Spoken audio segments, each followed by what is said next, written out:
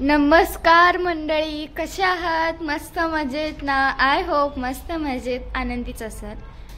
आज मम्मीला इतके दिवस झाले मी सांगते की मम्मी गुलाबजामुन बनव, पण मम्मी काय बनवायला तयार नव्हती. कारण तिचं एकच मतलब लाईन होती की ऑलरेडी दिवाळीचा फराळ इतका गोड आहे, त्यात अजून कशाला गोड. आज मग म्हटलं नाही करच. मग शेवटी आज आम्ही सकाळी दादाला आणायला लावलं आणि आणल्यानंतर ना आत्ता हिला सांगितलं की आज तर कर. मग हिने ना रेडीमेड पीठ घेतले आणून, म्हणजे मागवले. रेडीमेड पीठाचंच करतात. मला काय असं ते वेगळं पीठ वगैरे करून करता येत नाही. तर इथे ना हे by one get one free हे पाऊच होते. तर एक पाऊच हा कितीला मिळते का? 145 रुपयाला, म्हणजे 2 तसे पाऊच पडलेले आहेत आपल्याला 175 ग्रॅमचे. तर आज काय विचार केला, दुसरं काही गोड बनवण्यापेक्षा हेच बनवूया. तर बरेच दिवस झाले मी गुलाबजामुन काय घरी बनवले नव्हते, त्याच्यामुळे पहिला वाचून घेतलं इथे ना सगळं काय काय आहे, किती पाणी वगैरे यूज करायचं वगैरे हे. आणि हे बघा अशा पद्धतीनं हे आपल्याला करायचं आहे. तर चला बघूया, करूया जरा नवीन काहीतरी. तसं जुनंच आहे पण नवीन काहीतरी आज दिवाळीत. चला तर मग पटकन आपण ना मस्तपैकी अशी गुलाबजामुन बनवून घेऊया. कोणाकोणाला आवडतात, मला तरी खूप आवडतात. स्वीट पदार्थ कोणाला आवडत नाही, सगळ्यांनाच आवडतं. दिवाळी आहे, मुलांना सुट्टी आहे, त्याच्यामुळे फरमाईश तर पूर्ण करावीच लागणार. तसं ना म्हणजे माझ्याकडे ना शंकरपाळी, बुंदीचे लाडू, बेसनचे लाडू, रव्याचे लाडू हे सगळे ना दिवाळीत केलेले होते ना, तर ते शिल्लक होते. त्याच्यामुळे मी भक्तीला 2 ते 3 दिवस ना आज नाही उद्या असं करत 2-3 दिवस घालवलेले आहेत. पण काय करणार, तिची सुट्टी संपायच्या अगोदर 1-2-3 पदार्थ तिला आवडतात ते बनवलेच पाहिजेत ना.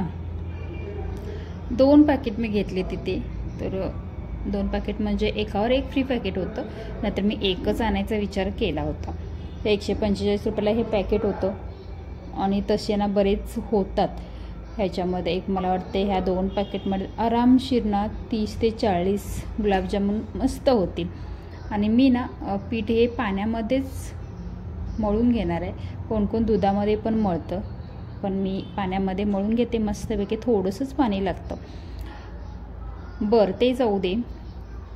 तुम्हाला दिवाळीमधला म्हणजे दिवाळीचे फराळ असतात ना त्याच्यामधला कुठला पदार्थ खूप जास्त प्रमाणात आवडतो ते मला कमेंट करून सांगायचं आहे. कारण की माझ्या घरी बेसनचे लाडू सगळ्यांचे फेवरेट आहेत. आणि करंजी 2 नंबरला येते, पण बेसनचा लाडू हा 1 नंबरला येतो. तर तुम्हाला कोणता पदार्थ आवडतो? इकडे पीठ छान मुरायला ठेवले. 5 मिनटं असं मळून ना पीठ ठेवल्यानंतर गोळे चांगले येतात. आणि इकडे मी 1 तांब्या भरून ना पाणी घेतले. ते पाणी उकळायला ठेवले कारण की आपल्याला आता पाक बनवायचा आहे. तर इथे ना जवळपास 2 पॅकेटला म्हटल्यावरती अर्धा किलोपेक्षा जास्त साखर लागणार होती. पण मी ना इथे ह्या बाऊलनं 1 पूर्ण फुल भरून बाऊल साखर घेतले आणि त्याच बाऊलनं पुन्हा अर्धा म्हणजे 1.5 बाऊल मी घेतलेला आहे साखर. पाणी उकळायच्या अगोदरच थोडंसं मी ह्याच्यात घालून घेतलं आणि 5 मिनटं मंद आचेवरती आपला पाक तयार करून घेतला. पाक म्हणजे एकतारी पाक असतो ना असाच करून घ्यायचा, जास्त पण असं घट्ट असं करायचं नाही आहे. तर इकडे छान असं करून पाक करायला ठेवला आहे आणि त्याच्यामध्ये घातली 1 चमचाभर वेलची घातल्यानंतर लगेचच माझ्या लेकीचं तोंड असं झालं की नाही कशाला पाहिजे होती ही आणि वेलची. तर वेलचीची पावडर ना जे बी असतं ना आतमधलं ते थोडंसं तसंच राहिलेलं पाकामध्ये दिसतं काळं, तर नो प्रॉब्लेम. वास छान येत होता. भक्तीचं मात्र नाक माझ्या वाकडं झालं, तिला वेलची आवडत नाही म्हणून. पाक पण मी गार करायला ठेवला आणि 5 मिनटं पण झाली होती. पीठ चांगलं मुरलं पण होतं आणि आता आपल्याला छान असे गोळे करून घ्यायचे आहेत. अशा पद्धतीनं गोल गोल मस्तपैकी मी काही चपटे केले, काही गोल केले. तर असे गोळे सगळे करून घेतले. एका बाजूला तेल गरम करत ठेवलं. हे बघा, हे इतके आपले 2 पॅकेटमध्ये झालेत छान असे. तसं विकत आणण्यापेक्षा घरी बनवलेले पदार्थ ना एकतर पुरतात पण आणि घरच्या तेलामध्ये केल्यानंतर थोडंसं टेन्शन पण राहत नाही. तर अशा पद्धतीनं आपण छानसं तेल गरम करायला ठेवले. एकदम पण जास्त कडक होईपर्यंत थांबले नाही मी. थोडंसं नॉर्मल गरम झाल्यानंतर हे सगळे ना आपल्याला तळून घ्यायचे आहेत ब्राऊन कलर येईपर्यंत. तसं लगेचच तळून होतात. गॅस जर फुल ठेवला तर करपतील, म्हणून एकदम मिडियम गॅस ठेवला आणि त्याच्यावरती छान असे तळून घेतले. मोठे मोठे झालेत ना, तर हो मुद्दामच मोठे मोठे केलेत, कारण की ते जामून ते मोठेवाले येतात ना ब्लॅकवाले वगैरे, तर ते खायला थोडेसे चांगले वाटतात, दिसायला पण छान वाटतात. म्हणून म्हटलं मग मोठे मोठे थोडेसे केलेले बरे. थोडे थोडे टाकून 2 ते 3 वेळा मी ना हे सगळे तळून घेतले असं छान पद्धतीनं.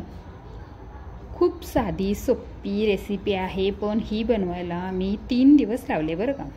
इतका आळस तर आळस नाही, बाकीचे तुम्हाला सांगितलेले पदार्थ होते ना ते संपवायचे होते त्याच्यासाठी. तर इकडे छान असं तळून घेतलं, थोडे थोडे सोडून. असं पाक पण आपला छान असा गार होतोय.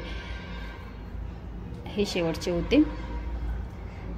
तर बऱ्याच वेळी मी आणि भक्ती एक गोष्ट बोललो की माझा नवरा आणि माझा मुलगा ह्यांना ती गोष्ट नको असते. असं तुमच्या पण घरात होतं का? आमच्या तरी सर्रास होतं. आमच्या दोघींची मतं एक होतात आणि त्या दोघांची मतं एक होतात. त्याच्यामुळे थोडंसं कुठलेही पदार्थ बनवता वेळेला मागे पुढे होतं. तिकडे सगळे असे तळून घेतलेत. पाक पण छान असा गार झाला. जास्त पण मी गार केलेलं नाही आहे, मीडियमच मध्ये असं ठेवलं आहे. आणि मग ह्याच्यामध्ये हे सगळं घालून घेणार आहे. निवांत ह्याला एक अर्धा तास बाहेरच ठेवून देते पूर्ण गार होईपर्यंत. आणि त्याच्यानंतर आपल्याला मस्तपैकी डब्यात घालून फ्रीजमध्ये ठेवायचे आहेत, म्हणजे 2-3 दिवस तरी स्वीटचा प्रॉब्लेम सॉल्व होतो. जेवल्यानंतर स्वीट सगळ्यांनाच लागतं, तर तो एक माझं टेन्शन गेलं. आता काय गोड देऊ असं. तर इथं ना थोडंसं वरती आले होते ना ते पोहत, तर त्यांना थोडंसं दाबून आतमध्ये घातलं.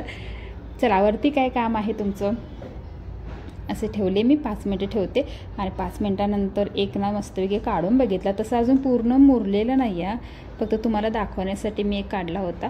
तर हे बघा इकडे खाऊन पण बघते, म्हणजे गोड व्यवस्थित झालं आहे की नाही. ते छान झालेत, गोड वगैरे व्यवस्थित झालेलं आहे. तुम्ही कशा पद्धतीने गुलाबजामुन करता, कशात तळता, मला कमेंट करून नक्की सांगा.